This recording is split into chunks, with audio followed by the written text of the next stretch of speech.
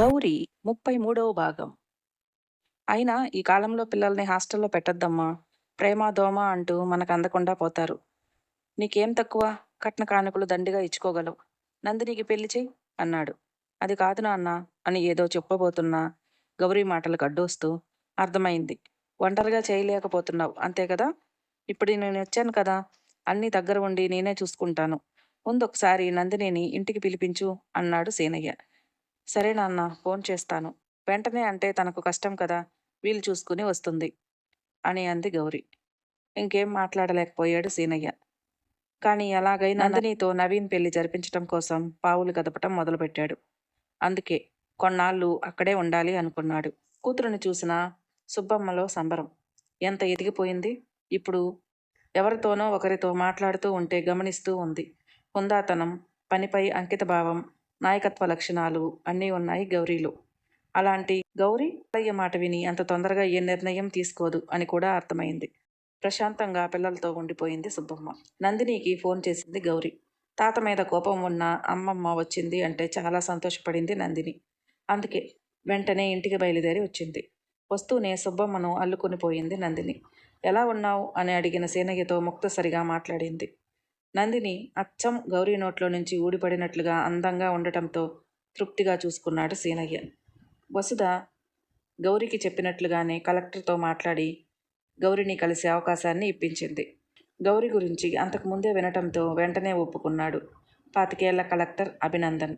అదే విషయం ఆ రోజు వసుధ ఫోన్ చేసి గౌరికి చెప్పటంతో కలెక్టర్ని కలవటం కోసం వెళ్ళింది. ఆఫీస్ బయట ఎదురు చూస్తూ తన వంతు రాగానే లోపలికి వెళ్ళింది. లోపలికి వెళ్తూనే అభినందన్ని చూసిన గౌరీకి అతను ఎంతగానో నచ్చేశాడు. వెంటనే అతని పక్కన నందినిని ఊహించుకుంది.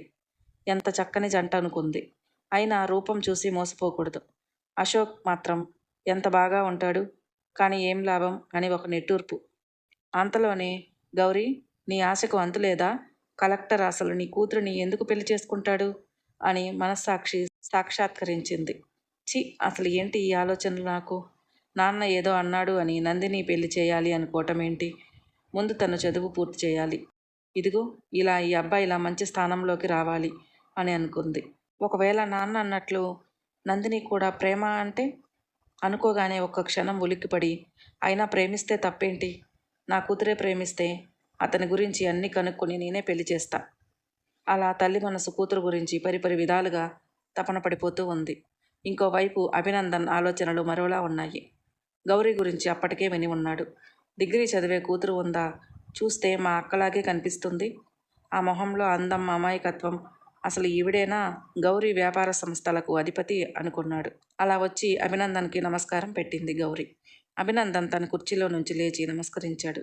అయ్యో, మీరు నుంచోవడం ఏంటి అంది గౌరీ. ఆ భూదేవికి ఉన్నంత సహనంతో జీవితాన్ని నెట్టుకొస్తున్న మీలాంటి వారి ముందు నేనెప్పుడు చిన్నవాడినే, ఇంకా వయసులో కూడా అంటూ నవ్వాడు అందంగా. అతడి సంస్కారం నచ్చింది. చూడటానికే కాదు, మనసు కూడా అందమైనదే అనిపించింది గౌరీకి. ఒక చిరునవ్వు నవ్వి అతడు కూర్చోగానే తను కూడా కూర్చుంది. గౌరీ తను చేయాలనుకున్న విషయాలను అన్నీ అతనితో పంచుకుంది. ఆమె విషయ పరిజ్ఞానాన్ని చూసి కనిపించేంత అమాయకురాలు కాదు. ఆమె నుండి ఎంతో నేర్చుకోవచ్చు అనిపించింది అతనికి. రాష్ట్ర వ్యాప్తంగా గౌరీ డైరీని నెలకొల్పటానికి గౌరీకి తోడుగా ఉంటూ ముందుకు వెళ్దామని మాటిచ్చాడు. గౌరీకి చాలా సంతోషంగా అనిపించింది. వెంటనే వసుధకు ఫోన్ చేసి కృతజ్ఞతలు తెలుపుకుంది. ఇంటికి వచ్చి తల్లిదండ్రులతో తన సంతోషాన్ని పంచుకుంది. ఇదంతా అవటానికి ఎంత సమయం పడుతుంది గౌరీ అని అడిగాడు బాలయ్య. కనీసం 1 ఏడాది అని చెప్పింది. అప్పటి నుండి నందిని చదువు కూడా అయిపోతుంది కదా. ఒకసారి నవీన్ గురించి ఆలోచించు. నందినికి తగిన ఈడు జోడు. పెళ్లి చేస్తే పిల్లలు మన చేతిలో ఉండి నీకు సాయంగా ఉంటారు అన్నాడు. రాక రాక ఇన్నాళ్ల తర్వాత వచ్చారు. అందుకే వెంటనే ఏమీ చెప్పలేక మౌనంగా ఉండిపోయింది. పక్కనే ఉండి ఇదంతా విన్న నందిని తల్లి ఏమంటుందో అని ఊపిరి బిగబట్టి చూస్తూ ఉంది. ఏమ్మా మాట్లాడావు? ఏదైనా ఉంటే ముందే చెప్పు అన్నాడు సీనయ్య. అప్పుడే పెళ్లి గురించి ఎందుకు నాన్న? ముందు నవీన్ని స్థిరపడనివ్వు, అప్పుడు మాట్లాడుకుందాం అంది.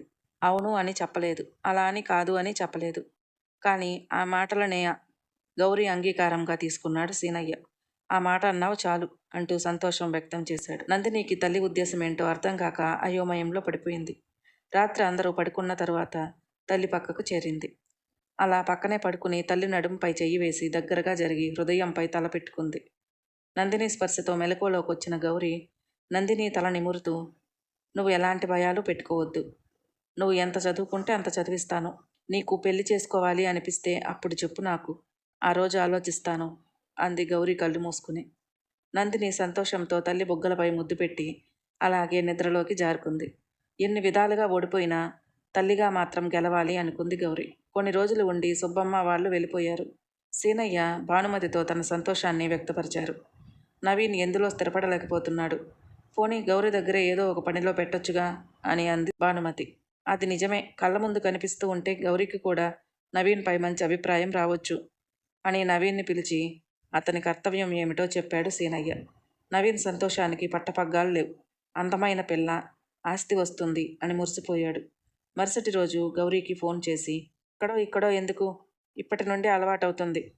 నవీన్కి నువ్వే ఏదో ఒక పని ఇప్పించు అని అడిగాడు సీనయ్య. తండ్రి మాటను కాదనలేకపోయింది గౌరి. నవీన్ గురించి కూడా తెలుసుకోవచ్చు అనుకుని తనతోనే ఉంచుకోవడానికి పంపించమంది. గౌరీ దగ్గరకు మరుసటి రోజే వచ్చేశాడు నవీన్. అక్క అంటూ ఆప్యాయతలు కుమ్మరించాడు. ఇన్నాళ్ళు నువ్వు ఒక్కదానివి ఉన్న విషయం నాకు ఎవరూ చెప్పలేదక్క. లేదంటే నీకోసం నేనే వచ్చేవాడిని అంటూ కన్నీరు పెట్టాడు. అలా ఆ రోజు నుండి గౌరీతో పాటే ఉంటూ గౌరీ చెప్పిందల్లా చేస్తూ వస్తున్నాడు. నవీన్ కూడా అన్ని విధాలుగా బాగున్నాడు అనిపించింది గౌరీకి. ముందు ముందు తండ్రి చెప్పిన విషయం గురించి ఆలోచించే సామర్థ్యం ఉన్నట్లుగా అనిపించింది నవీన్లో. నవీన్ వచ్చాక కొంచెం పని ఒత్తిడి కూడా తగ్గింది గౌరీకి. అన్నీ సాఫీగా సాగితే అది జీవితం అవ్వదు కదా. గౌరీ డైరీ ఆ జిల్లాలోనే అంత ప్రాచుర్యం పొందింది అంటే అంతకు ముందున్న డైరీ మూసివేసినట్లేగా. అదే ఆ మూసివేసిన డైరీని అమ్మా డైరీ. దాన్ని నడిపిస్తున్నవాడు చక్రవర్తి. ఎన్నో ఏళ్లుగా ఆ వ్యాపారం చేస్తూ ఉన్నాడు. గౌరీ వచ్చాక ఆ జిల్లాలో తన వ్యాపారం ఆపేయాల్సి వచ్చింది. అయినా అంతగా పట్టించుకోలేదు అతను. ఎందుకంటే అతనికి రాష్ట్ర వ్యాప్తంగా ఆ వ్యాపారం ఉంది. కానీ ఇప్పుడు గౌరీ తన డైరీని రాష్ట్రంలోనే విస్తరించాలని చూస్తుంది. నవీన్ రాకతో గౌరీ జీవితంలో జరగబోయే ఆ పెను ప్రమాదాన్ని గౌరీ తట్టుకోగలుగుతుందా? మరో భాగంలో తెలుసుకుందాం.